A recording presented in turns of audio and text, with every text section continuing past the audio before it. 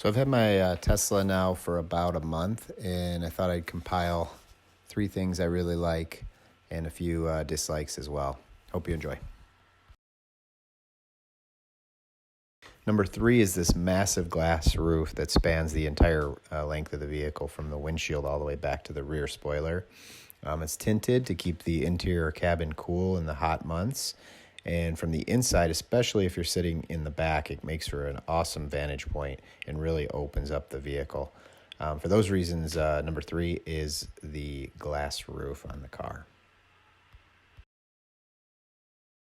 So number 2 is the infotainment system. It's all done through this tablet, which is kind of the main focal point and acts as the interaction for most of the buttons and knobs you'd find in a traditional vehicle. So there's a full nav system that is constantly on.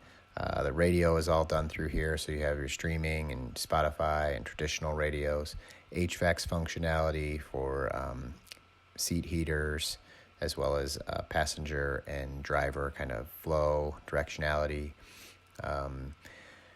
Energy consumption plots here, state of charge on your battery, full web browser that's always connected.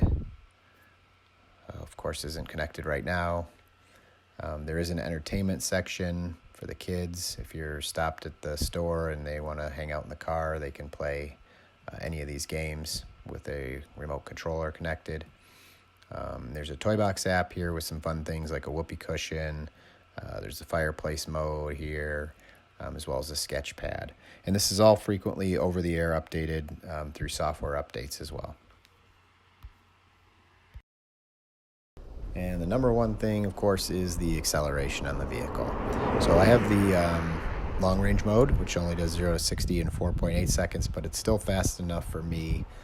When you punch that pedal, the torque really takes off, and it's pretty impressive and fun to drive. So one thing I really liked about this car is the look of these low-profile tires and these induction rims. Unfortunately, though, they are so low profile, and you'll see here in a moment, just the way that the clearance from the ground to the rim is just so small. And I compare it here with just a traditional, this is just a Chevy Equinox tire, where you could see the difference in ground to rim clearance. And unfortunately, what that means is any type of rub up against any type of curb is going to result in something that looks like this. I've done another video here where I attempt to repair this. I haven't published it yet. Go ahead and hit that subscribe button and you'll get notified when it becomes available. So while I'm nitpicking here, we'll maybe talk a little bit about the Frunk.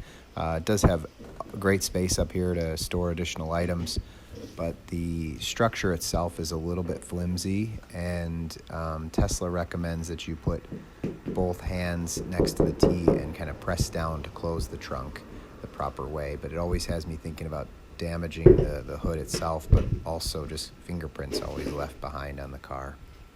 And lastly, we have a tow hitch on our vehicle that we want to use for a bike rack, but it's really, really difficult to get to. Tried a screwdriver, I didn't want to damage it, so I ended up buying these little tools from this company, Living Tesla. You can find them on YouTube.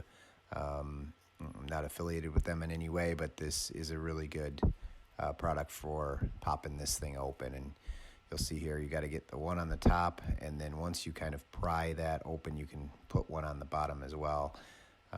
But you got to kind of work your way around and hopefully not damage any of these clips as they pop off. It's a very labor-intensive kind of process. Once you get it to the point where you can stick your fingers in there, you can kind of pry it off, and then you can see all the clips here, and then you can see it exposes the tow hitch. But it's also just as difficult to put back on. So thanks for watching. Hope you enjoyed. If you did, please like and subscribe.